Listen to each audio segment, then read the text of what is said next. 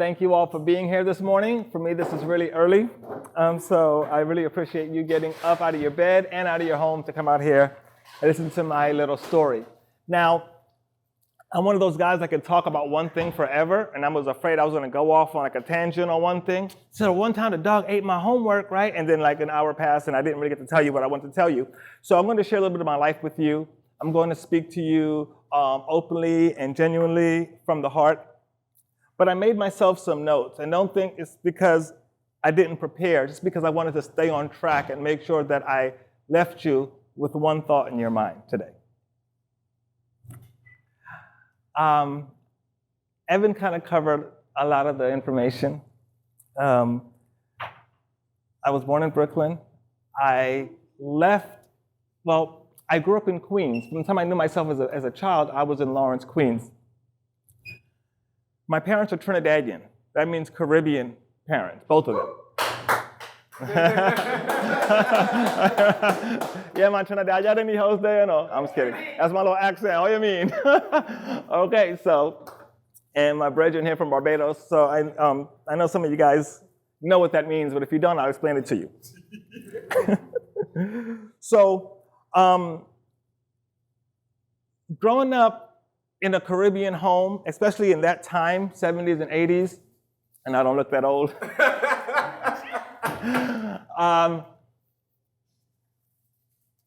It was a little different than I think a lot of us may be able to imagine, and maybe I'm wrong. So I'm going to share it with you, and you can make your own judgment. My parents were the first in their family to ever come to America, both of them.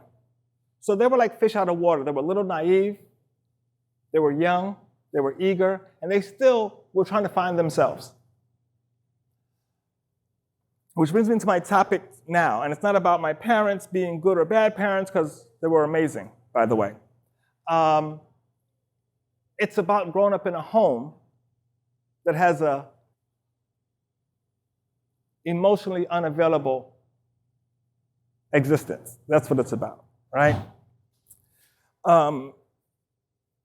And when you're trying to find your own self, it's hard for you to give other people the nurturing that they need, right? So I'll start off with this little story.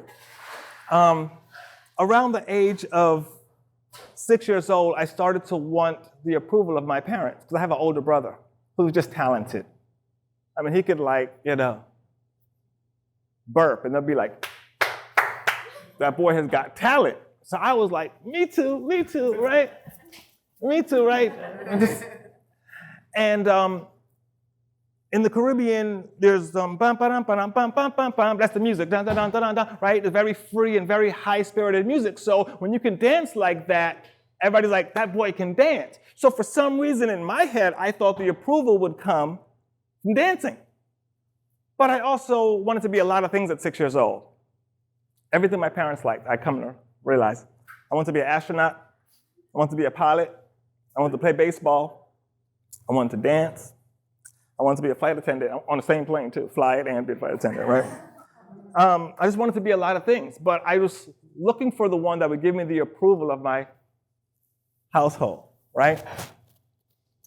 So one day I went to my dad and I was like, Pops, I got it. I narrowed it down. I want to tap dance.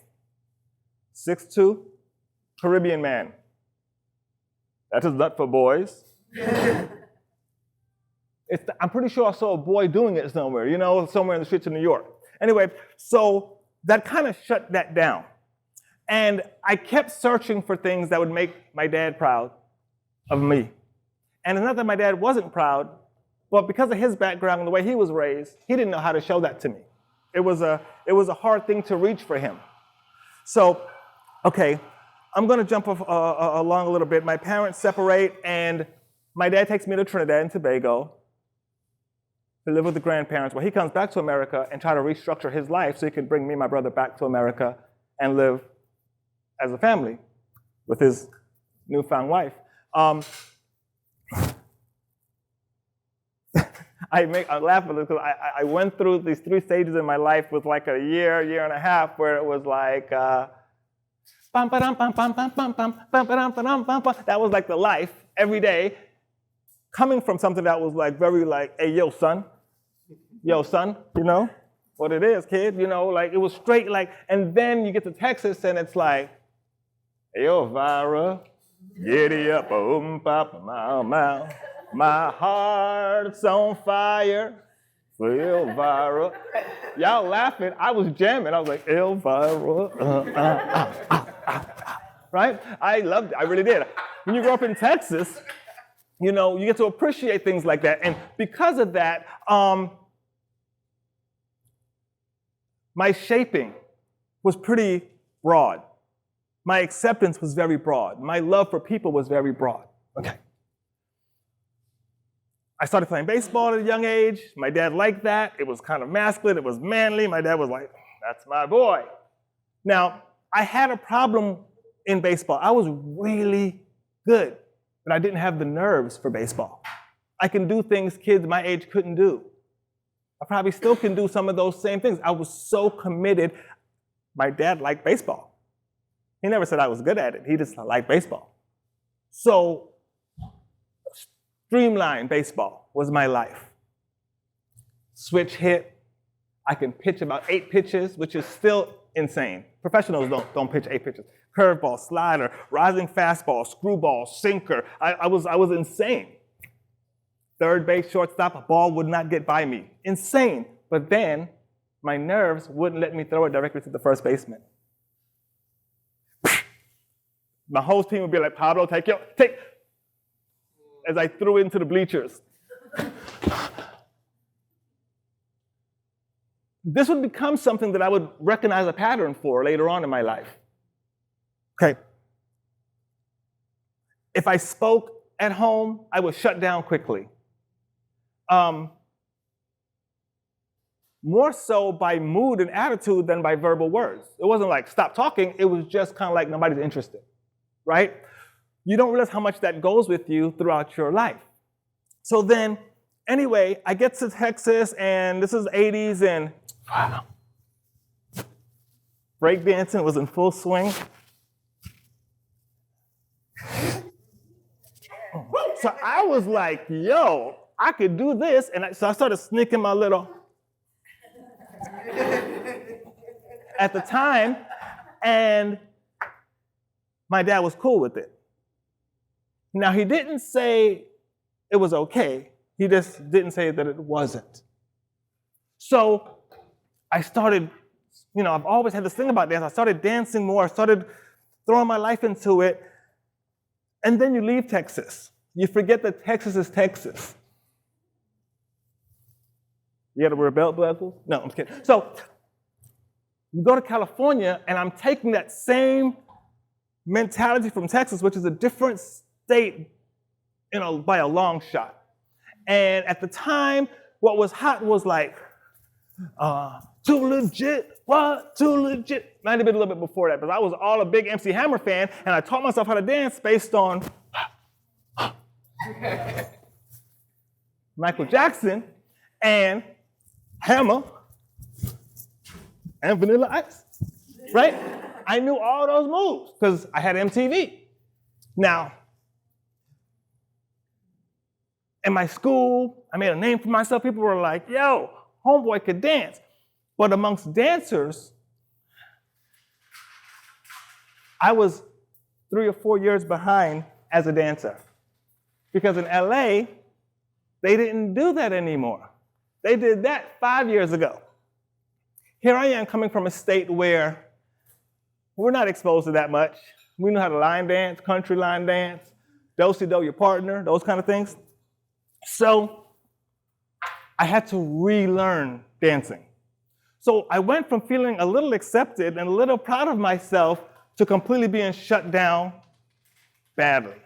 Like, not like I'm gonna jump off a building badly, but like I don't wanna go outside badly, right? I had to start all over and learn something completely new. Started going to school, which at the time was the first time I had ever seen a dance studio. I'm talking about like 17 years old. I was like, whoa, this is nice. What, a dance floor? Whoa, you know, like, because I was a street dancer. You know? So I started exposing myself to dance. I started getting a little accolades. People started hiring me for work. I started to travel as a dancer. I was feeling pretty good about myself. And you must say, well, you must have broken through that need for approval, and you must have given yourself the attention, the respect you needed, and been proud of yourself. No, dancing was my way of expressing myself and speaking. I'm still very socially awkward. If I wasn't, you notice me over there? I'm socially awkward. Talking is kind of like my defense mechanism to realize that I am pretty shy and pretty closed off, and I still have a lot of things that I'm working through as a person. So performing is great for me. I used to do reggae music. That's why I came to Florida. I used to sing reggae dancehall music. Babylon, I did dance, man. Them never know, say me just can. Because me come down in my candy, girl, them my chatter. Looks at Babylon, me did I run it like that. Okay, anyway. So anything to do with that, I could just, I can do it. But I wasn't actually believing in myself. What I was believing in was the hype that came around my career. I started touring, started doing these big jobs, and people are like, and I'm thinking, well, I must be doing something right because people are hiring me and everybody's like pumping me on. But then there's a time when that groupie love kind of fades away. And then the true people stick around. And then the first time it didn't really affect me that much. It didn't even occur to me that, because I had quit dancing to do music, and I wanted to get out of that because I wanted to live a peaceful life. I wanted to just be at peace with myself. I became a Rastafarian at the time. I started studying Tai Chi. So my whole life was all about peace in my soul. But the second time, when I came to Florida, I started performing, started traveling, started becoming, this dance guy again, and flying out to teach and perform in different countries. I started living the hype again. I started to believe in myself, I thought, again. So, but when that time, when the love died down, it hit me harder. It became more of a deal to me. Because I'll tell you why. I realized at that moment that I felt alone. I started to realize that there were issues of abandonment from my past. I started to realize that I didn't really believe in myself. I believed in the hype. A lot of people, especially artists, we create from a genuine place, and then we go out in public, and then we start to ride this hype. Oh, your art is great. You're the man. Oh, look at his moves. He's the best to do it. And we think that it identifies us as people. So we start believing it. And because it's a false hope or a false belief or a false confidence, we eventually fall off of that horse and start again from the bottom. That's where everybody talks about hitting rock bottom, right? I'm not getting off track, am I? I'm just checking. All right. All right.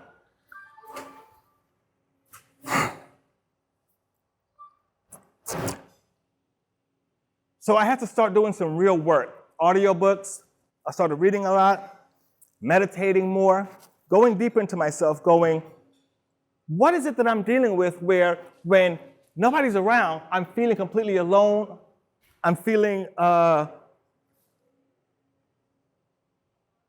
abandoned, for lack of better words.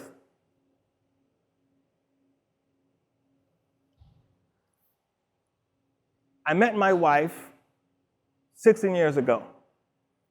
And about a year and a half, maybe a year into it, I did an event. It went very well, the Broward Center, and my wife had turned to me and said to me, I am so proud of you. Now keep in mind, I'm in my 30s. My ears went up, started to wag my tail. I realized that was the first time I had ever heard that in my whole life, that somebody was proud of me, ever, for something that I was also proud of. when it affected me that way, I said, damn, I gotta go back and do some more digging because something is still missing in my life. Something has not been resolved in my life. Excuse me 1 second, please.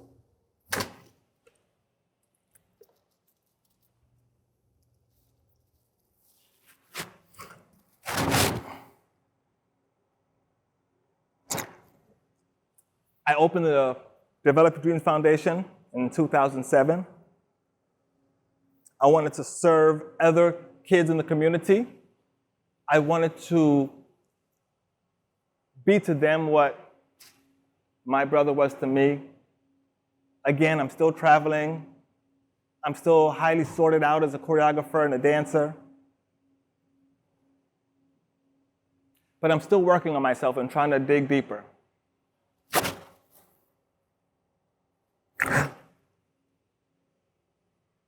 At some point, it came to me that now is all you have. The time is literally now. When you start to believe in yourself, other people start to believe in you too. So here we are waiting around for the approval of others, when all along they were waiting for you to approve yourself. And why do I bring that up today? I don't know how many of you are artists, and I look at business as an art today because I've been doing business for about 25 years. Not just working in the business, actually running a business. And you have to be creative these days. Business is a create. You can't just go out there and be like, hey, I do this, and everybody's going to just show up. You know, it's not like, right? You have to be creative on how you're going to make people realize what you do, how you do it, and why it's different. So, if we haven't given ourselves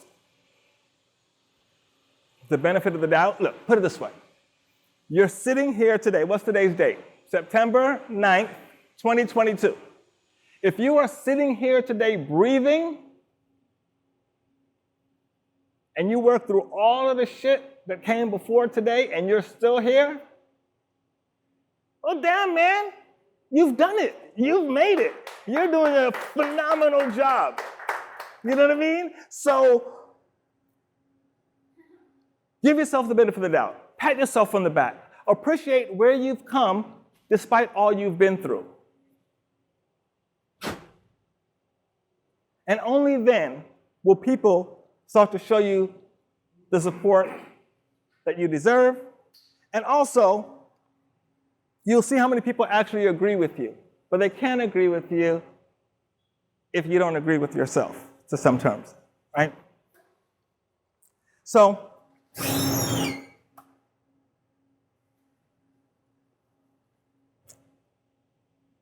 I guess I wanted to tell you that because as a street dancer who had absolutely no support, to the executive director of the Developing Dreams Foundation today, a speaker, and a playwright, I've worked on myself. I'm still working on myself. I'm still working out some of the kinks. But I am living proof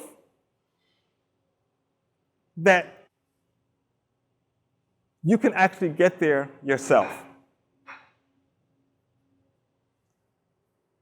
Yes, it's nice to hear those words, but if you don't know,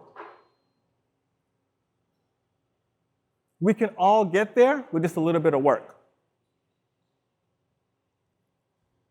And sometimes we have to really sit down in silence and listen to the universe speak to us and stop trying to create these lives that we think we're supposed to create. So many of us are trying to live a life that we think people expect of us. That's why we live our lives and we express ourselves through material. The first step that happened to me when I realized that I believed in myself when I believed that I was enough, one of the first things I did was trade in my Audi A4, one of my favorite cars. I wanted to release myself from all forms of material that at some point in my life identified me. And that's just to make a point that we do so many little things by habit to identify who we are, how cool we are, how smart we are, how great we are, and why you should like us, that we actually forsaken the actual true identity of our real purpose.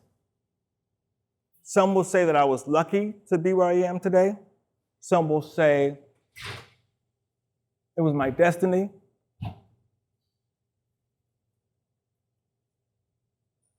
I'm going to tell you, it was my purpose. I had absolutely no idea that what I'm doing today, I would be doing. And you're probably looking at me going, well, what is that you do? Because you never really said. I'll tell you what I do. I provide career-driven after-school programs to hundreds of youths every year through my not-for-profit 501c3. I raise money. I go out and I teach them how to make music on a computer, teach them how to do photography and videography, teach them how to build websites, graphic design, and of course, what?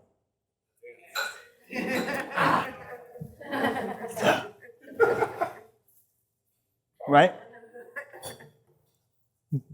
So I'm going to wrap this up and just say my reason for doing that is because other than teaching them a little bit about life, I get to give them something else, a skill, a way to express themselves, a way to find themselves, but most of all, importantly, a way to be themselves. I also get to give them the support and show them what support looks like. Because if you don't know what it looks like, you don't know what you're looking for. Right. So let me just look at my notes, make sure I didn't leave anything out.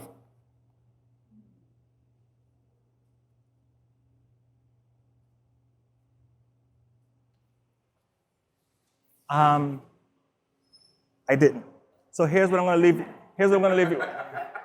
I'm proud of myself. I'd be like, I forgot to tell them this. So I'm gonna leave you with just one thing, and I'm done. I don't ever looking at me like, you know what time it is? No, I'm being silly. If you, by any chance, are struggling,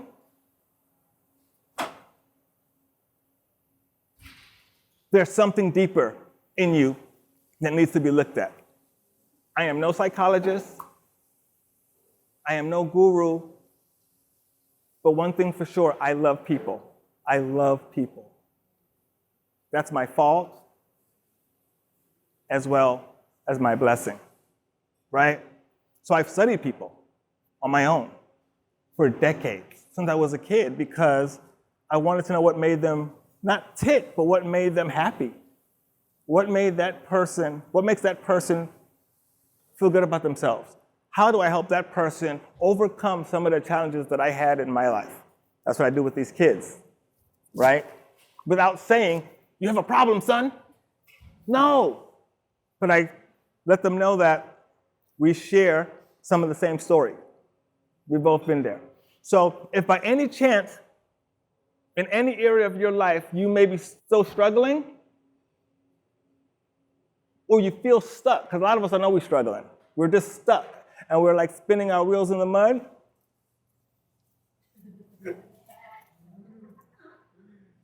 All right?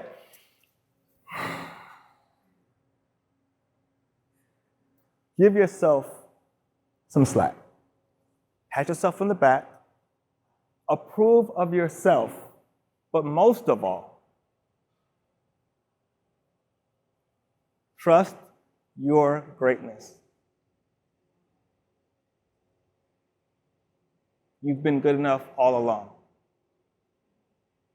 You've been worth it this whole time, whether somebody told you that or not. And the proof is the fact that you're still here right now.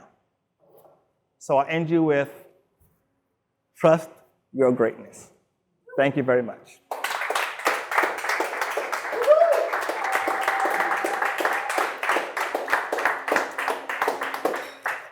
I kind of touched on a few things. If you have any questions about something I touched on that may have tickled your curiosity, feel free to ask me, and I'm going to genuinely answer you from an open, unedited place. Thank you for that. That was beautiful. Thank you so very much. It's just like, we're best equipped to serve the person we once were. It's such a beautiful example of what you do. Thank you. You mentioned when you were talking that you read a lot of books when you were in that transformational stage. Was there any like aha book or aha moment where you were just like, it really tickled for you and you found yourself on the other side of it? Yeah. I feel like there were maybe a couple of those, like 2 or 3. But I'm going to tell you that it was a martial art book. Okay. It was something about Tai Chi, if I'm not mistaken. And it was the first thing that ever made me sit so still in my life. And that's where it's at. You ever notice when you get in your car, what do you do? You tell me. What do you do when you get in your car? Huh? Music? Distraction. Anybody else? Yeah. Start the car. That was my first thing. I was going to say that like, that's going to be a secret. Back of the room, both of you. Now, look at Start the car. Terrible. But yes, music, telephone, social media, distraction, distraction, distraction, right? So I think, I wish I could tell you the exact name, because I'm terrible with author. I've heard of, book by who? I'm like, I don't know, it's called this, right? And I want to say like TZOFCU,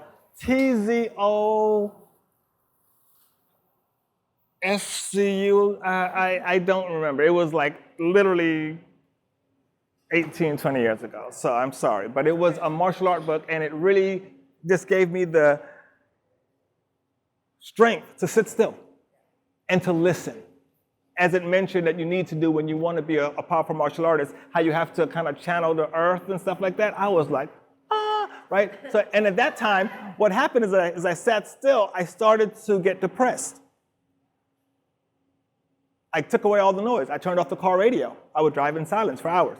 I would just sit there and deal with it. It was painful, like heart attack painful, really. But I was younger, so, and that's when I started to go ask myself better questions.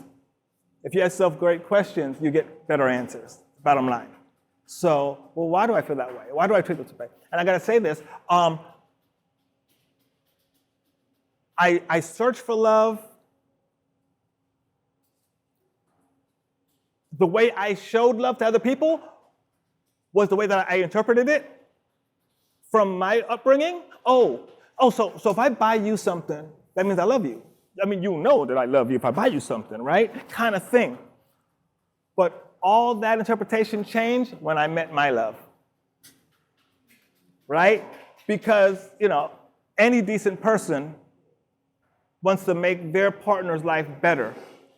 Any decent person in the world, right? You don't come into a relationship just for yourself. Okay, anyway, so I'm sorry. I know I'm long-winded doing this stuff. But I can look that up for you, that book. I think I still have it. Well, you told me the important part, and it's what it did for you. Okay. That's really good. Thank you. Glad to. Absolutely. Absolutely. Yes, sir. Any other books that you could recommend? Well, you know what? I'm going to be honest with you. The past maybe 5 or 6 years, I started studying a lot of like SEO, website development, and marketing on Facebook and stuff like that. But I have a book for you. I have a book for you. And I'm glad you asked that, because this is the newest book in my life that I'm actually reading right now. I loved the book when I just read the cover of the book. I was like, oh my God, this is the best book in the world. I was like, what does it mean? Talk about it. I was like, well, the title says, right? Huh? My wife's mother bought it for me for my birthday 2 weeks ago. I turned 21. Hold on, but let me get it right. Hold on. I'm gonna look at my phone because I sent it to my friend, and I don't want to tell you the wrong name because we all need this book. 100%. 100%. I'm glad you asked. Yeah, right. Dun, dun, dun. I don't want to get the name wrong, and this is so heavy. Just the title. Okay, are you guys ready for this? Can I get that drum roll? Oh, good. I'm kidding. I've read some of this book now, but this is the book I'm working on. Adult Children of Emotionally Immature Parents. How to Heal from Distant, Rejection, or Self-Involved Parents. Should I say that again? Adult Children of Emotionally Immature Parents. How to Heal from Distant, Rejection, or Self-Involved Parents. That's a mic drop. I'm just like, isn't that a dope title? Because whether we believe it or not, if you're close to my age, your parents come up in a whole different time than us. Their ways of showing love, understanding love, what the world was like back then. What women had to go through growing up in the 70s and 80s, and of course before, is different from what is going on today. So anyway, I think that's a great book. Yes, ma'am. For folks who don't feel comfortable dancing, it's very common, I would say, without stereotypes. Any words of wisdom to find that, just do it. Just thoughts on people who really know they're dancers, but still have their own technique. Oh, I'm so glad. Inside their head. Yeah. I'm so glad you I asked. think it's very common.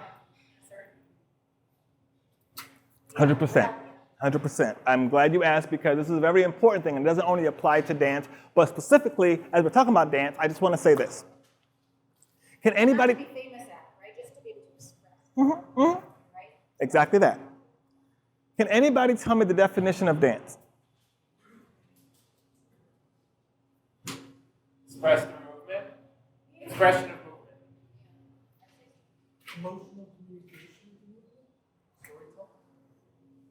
Two spot-on answers. You notice nobody said anything about music? Everybody said expression, emotion. When you get scared, have you ever gotten scared and tried to scream? Something scared the crap out of you and you tried to scream, and sometimes you couldn't get it out? Because your voice is one of the first things to go when you become afraid. Guess what the second one is? Movement. So by being afraid to be judged, which is another thing we need to work out, you've put your body in a shock and you've prevented yourself from being able to express yourself. Nobody said that dance is a pirouette, an isolation, a body wave, a form of expression, self-expression. So if self-expression to you looks like this,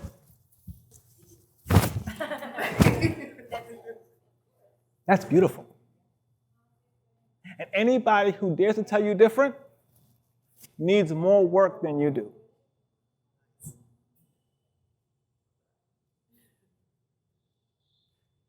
I'm a professional dancer. I teach dance. I look online, and I'm going to be quite honest with you. Can you beep this out? Just this one word. I say, what are they doing? Because today, I'm not dissing it either because I appreciate it, but I come up in an era when, as a dancer, you created new moves.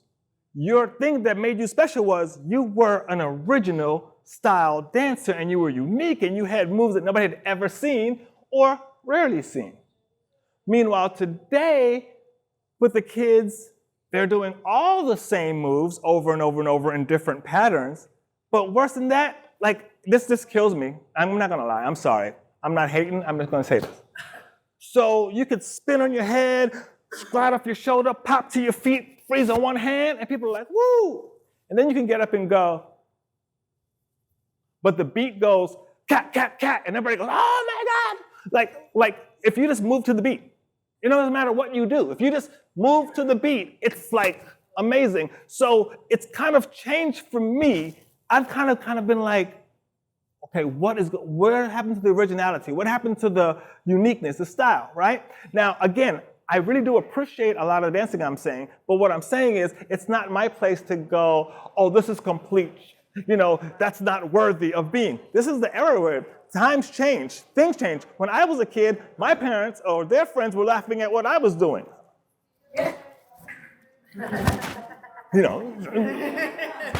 They thought that was funny, or so things change, but it's nobody's place to tell people how and where they can express themselves, right? So we may not agree with it, but it's not our place to tell people that they're doing it right or wrong because they're expressing themselves from a genuine place.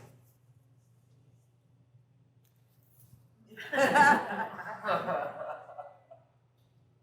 add on, Pardon me? when it's stuck, not that who cares about being embarrassed. Sometimes it's fine about being embarrassed, but they're still stuck in the quicksand. If you're still stuck in the quicksand. Yeah, still stuck. It doesn't matter what they people don't care, but maybe they do. Who knows? Okay, if you're stuck in the quicksand or the cement, my suggestion would be you got to ask yourself better questions. Right? You have to ask a better question, right? Are you stuck, or are you avoiding the pain that's going to come with the answer that you're really looking for?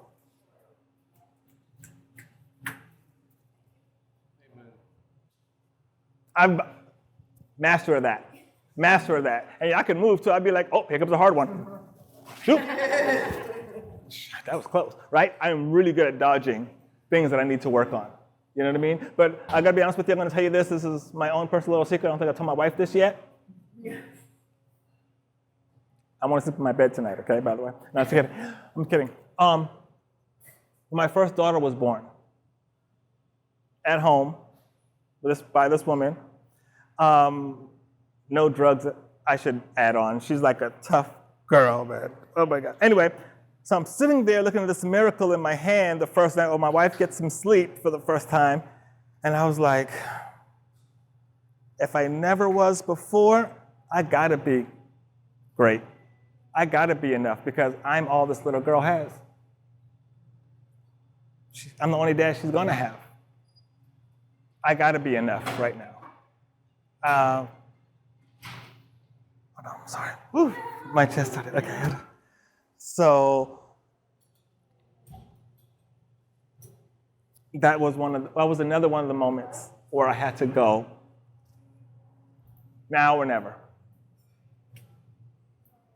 Because kids, man, they pick up on things whether you say it or not. They know. My daddy a scaredy cat. And so I danced ballet and stuff, so when we were having kids, I was like, I hope it's a girl. And everybody's like, you want a girl? I was like, I have two girls, but I hope it's a girl, I hope it's a girl. And they was like, why? I was like, I'm gonna be in the living room like this. My son gonna be like, my daddy a punk. He doing ballet. He ain't throwing no footballs, So anyway, I had two girls. God gave me my wishes, but also because I have a lot to learn about women and what women go through. And I believe that's another part of my purpose, is to help serve and help build the awareness of inequality, discrimination, things that we kind of let go by on an everyday basis because we're so used to it, but it's not okay. Anyway, so, sorry.